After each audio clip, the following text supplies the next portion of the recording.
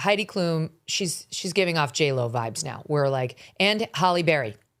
Those are three women who are now in their 50s who are desperate to hold on to their sex kitten status.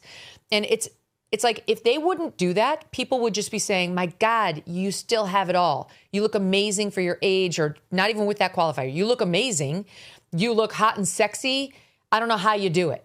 But because they've got to actually show boob, I'm telling you, just Google Heidi Klum. You can see her naked whenever you want. There are tons of pictures of her monthly on the beach in St. Bart's. J-Lo, she does it on stage with her little Dentafloss thong and so on.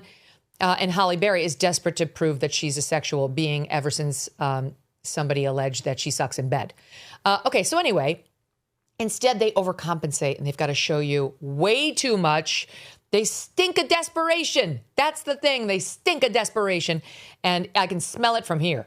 All right, let's keep going, because the most absurd outfit last night and person was somebody who goes by Chappell Roan. Her real name is Kaylee Amstutz. She's 27, and this is absurd. So for listening audience, you probably saw pictures of it online. You couldn't avoid it this morning. She's got this like burgundy wine covered dress on instead of the two like tops of it, like the two top pieces that would normally like be on your shoulders. They're connected to her nipple rings, which are apparently also a prosthetic. But what you see is like what looks like boobs with prominent nipples with nipple rings, which are attaching the top of the dress. And not for nothing, but a very, very homely woman on top. I mean, like her face, her hair, it's all very, very unattractive. And she too has got some issues. Jessie, she is a lesbian. That's fine. She's been praised for her unapologetic authenticity and her expression of queerness and femininity in her music and live performances. Yes. And here's what you need to know about her. She says she had a, quote, really depressed childhood, and she wasn't diagnosed as bipolar until 5 years ago when she was 22. So I think we could have known a lot of that without really any words, just the dress and the decision making behind it. Wow. Thoughts? I got to tell you, Megyn, I'm stunned to hear that she didn't have the best childhood. As soon as I saw that dress, I said to myself, that's a girl who comes from a really solid family home with a mother and father who loved her, probably had her in church on Sunday. It's sad. It's sad. And again, I know I'm sounding like an old fuddy-duddy. I swear I'm only 44 years old. But because there's so much of this now, and because everything's naked all the time now, if you want to stand out, you can't get any more naked than the next 10 naked chicks who walk down the red carpet. If you really want to stand out, put on a classy dress. If you put on a classy dress, that's what stands out. That's what's the most totally subversive thing. Yeah, exactly. Yin when they yang, zig when they zag. Everybody's seen your boobs by now. Everybody has. It's fine, wonderful, sounds good. But if you actually put on a classy dress, again, I'm not trying to sound like old fogey Jessie. That's the kind of thing that would make my head turn, oh, look at that, a classy dress. I bet she can actually carry on a conversation. We could probably talk. It would be amazing. But you see that and you think to yourself, yeah, trash. A lot of trash out there. Moving on. Here's the Babylon Bee tweeted out today. In edgy Grammys performance, fully clothed woman sings beautiful song. To your point, that's exactly it. I've got one more, and her name is Andrea Echeverry. Never heard of her, but she's the lead singer of a group called Aterciopelados, a rock band from Colombia. Don't know who she is, but she was wearing a multicolored velvet jester costume made entirely out of nipples.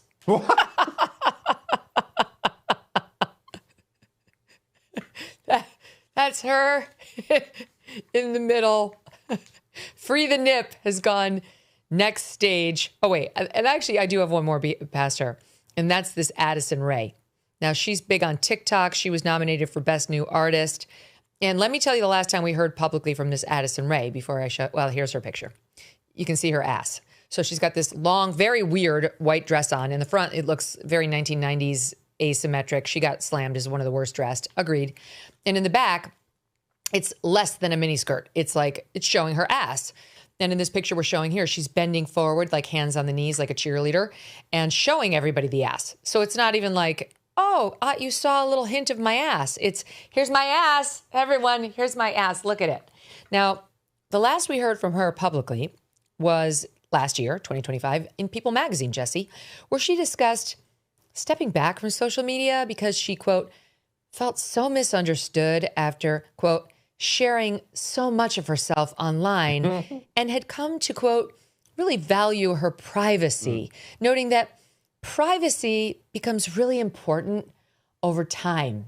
I guess over just 2 months, because 2025 wasn't that long ago, and she doesn't seem like somebody who wants privacy at all. You know what I think about sometimes, Megyn? When I go to a public restroom, I think to myself, you know the cleaning lady comes in and she cleans the toilet, right? And they mop the floors.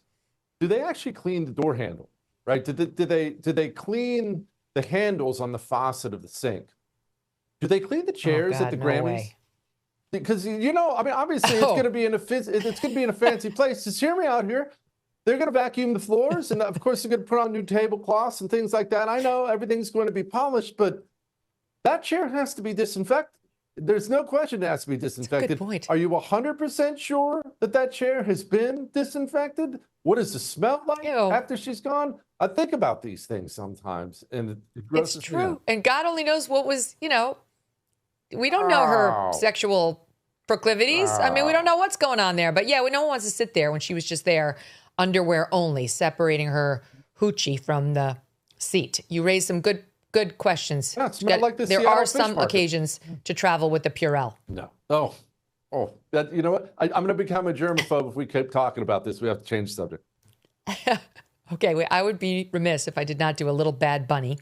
Bad Bunny is going to be the Super Bowl halftime show. And he, of course, got lots of snaps for ripping on, you guessed it, Ice. Sot 6.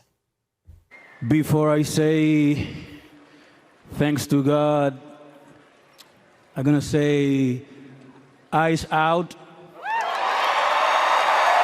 We're not savage, we're not animals, we're not aliens, we are humans, and we are Americans. The hate get more powerful with more hate. The only thing that is more powerful than hate is love.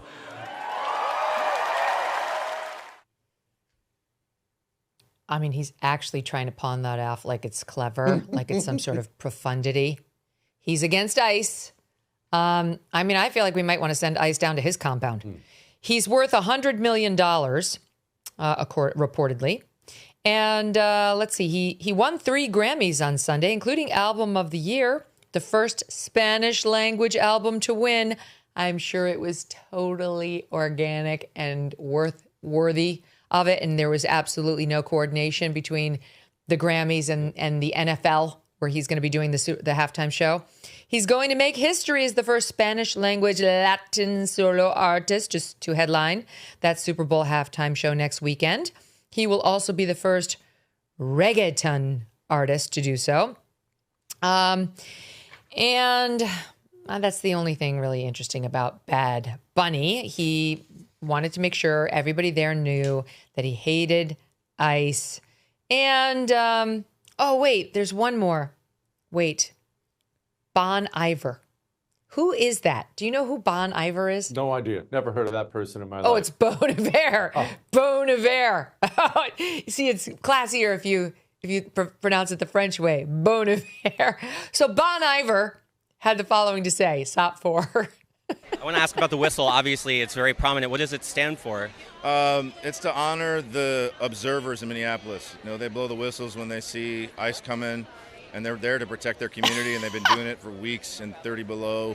And I think that kind of work, it's really great to stop here and to celebrate music and to talk about the power of music and to recognize each other. But I think the real work is in the streets of Minneapolis right now, and I'm here to honor them as well.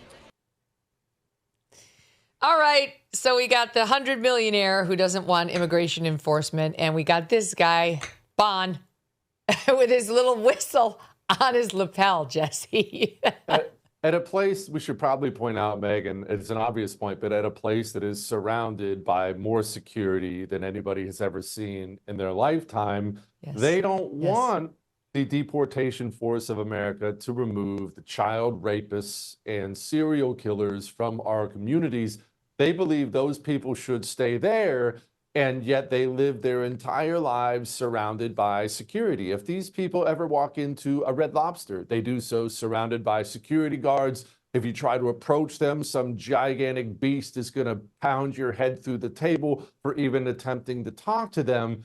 And yet normal Americans who have to live in communities with these animals from all over the planet, we have people with long criminal records from all over the planet who come here, they hide in blue areas. And normal Americans who don't want to be raped, they don't want to be murdered, they don't want to be robbed, they don't want their taxpayer money being swindled by the Quality Leering Center in Minneapolis.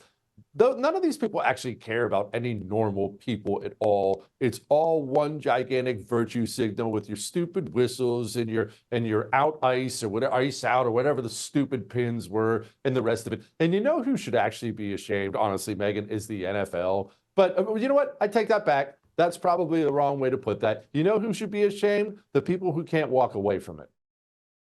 International disputes, inflation, rising national debt, digital currency. There is a never-ending list of reasons that gold has risen over 700% in the last 20 years. And a never-ending list of reasons smart Americans diversify a portion of their savings into precious metals with Birch Gold Group.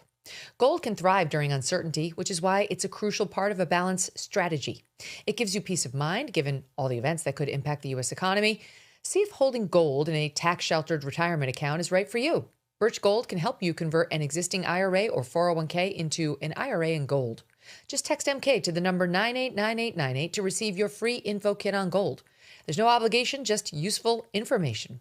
With an A+ rating from the Better Business Bureau and tens of thousands of happy customers, consider letting Birch Gold help you diversify with gold, so you too can have peace of mind regardless of the uncertainty. Text MK to the number 989898. Thanks so much for watching. If you like what you just saw, hit the subscribe button for more clips and full episodes.